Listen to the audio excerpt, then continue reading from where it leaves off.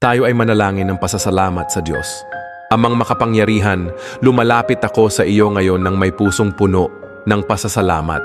Salamat o Diyos sa bagong araw na ibinigay mo. Ang bawat paghinga ko ay patunay ng iyong walang sawang pag-ibig at kabutihan. Salamat sa mga biyayang hindi ko man laging napapansin. Ang sikat ng araw, ang malamig na hangin, ang katahimikan ng umaga, at ang pagkakataong magsimulang muli. Panginoon, salamat sa mga pagsubok na aking napagtagumpayan. Dahil sa mga ito, natuto akong maging matatag, mapagpakumbaba, at higit sa lahat, mas mapalapit sa iyo. Salamat sa mga luha na naging daan para ako'y tumibay, at sa mga ngiti na nagpapaalala ng iyong kabutihan. Salamat sa mga taong naging instrumento ng iyong pag-ibig sa buhay ko.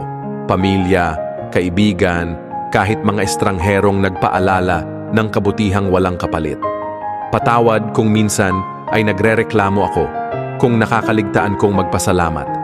Ngunit sa puso ko, alam kong ikaw ang dahilan ng lahat ng mabubuting bagay. Itinataas ko sa iyo, Panginoon, ang aking buong pagkatao.